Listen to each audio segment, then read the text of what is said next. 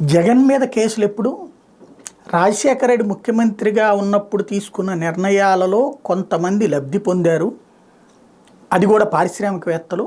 సాధారణంగా చంద్రబాబు నాయుడు గారైనా సరే పారిశ్రామికవేత్తలకు బోల్డ్ అని లబ్ధి చేకూర్చు, లేదా కియా వాళ్ళకి ఎన్ని వేల కోట్ల రూపాయలు లబ్ధి చేకూర్చారు, లేకపోతే హైటెక్ సిటీలో కట్టినటువంటి ప్రతి ఒక్కడికి లక్షల కోట్ల రూపాయలు లబ్ధే కదా. ఇవాళ రోజున వాళ్ళు ఎన్ని బిల్డింగ్లు కోట్ల రూపాయలే కదా వచ్చేటువంటిది. ఒకప్పుడు వాళ్ళకి ఎంతకి ఇచ్చారు? చీఫ్గానే కదా ఇచ్చింది. అట్లాంటిది పరిశ్రమలకు లబ్ధి చేకూర్చితేనే కదా పరిశ్రమలు పెట్టేది. ప్రతిదానికి ఏమంటాం మనం? పరిశ్రమలకు లబ్ధి చేకూర్చాలి, తద్వారా పారిశ్రామికవేత్తలు వస్తారు. ఈవెన్ ట్యాక్స్ ఇప్పుడు ఎందుకంటే ప్రత్యేక హోదా కావాలని చెప్పి ట్యాక్స్ ఎగ్జంప్షన్ కావాలని ఎందుకు ఇవ్వాలి? వాళ్ళకి వాళ్ళు ఏమైనా ఫ్రీగా ఇస్తారా ఏంటి? ఎందుకని చెప్తాం మనం? పన్నులు వాళ్ళు ఆవారా ఇక్కడికి వచ్చి పరిశ్రమలు పెడతారు. అట్లాంటి పని రాజశేఖర రెడ్డి చేస్తే బూత్ అయ్యింది. ఎందుకు?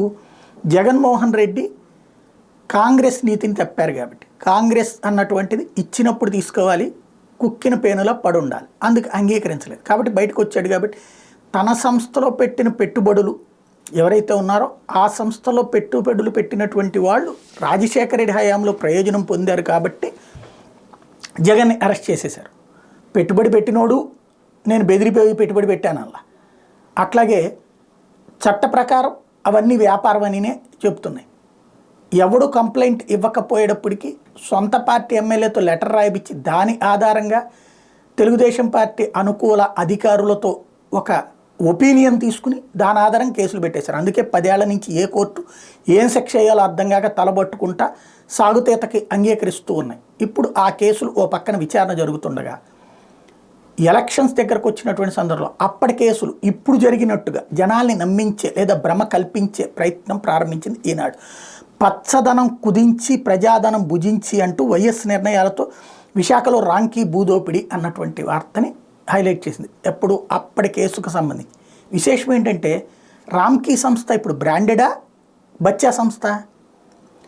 ఆంధ్రప్రదేశ్లో ఉన్నటువంటి అదెవరు అమర్ రాజా గురించినో లేకపోతే కియాకి సంబంధించి చిన్న లోపం జరిగితే గంగవేరులు ఎత్తిపోయి రెచ్చిపోయాం కదా.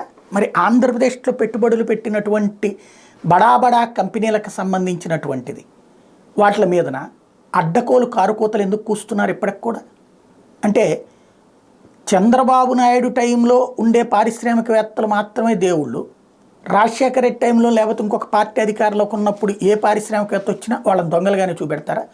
చూడండి, ఆంధ్రప్రదేశ్లో స్పెషల్ ఏంటంటే ఏ పారిశ్రామికవేత్తలందరూ అది వైసీపీ టైంలో పెట్టుబడి పెడితే దొంగలైపోతారు. అదే తెలుగుదేశం టైంలో పెట్టుబడి పెడితే దేవుళ్ళు అయిపోతారు. అదాని అంబానీ తెలుగుదేశం టైంలో దేవుళ్ళు. ఇప్పుడు అదే వాళ్ళు ఇక్కడ ఇప్పటికి వస్తే దోచుకుంటున్నటువంటి వాళ్ళు. ఇదెక్కడ దరిద్రమో!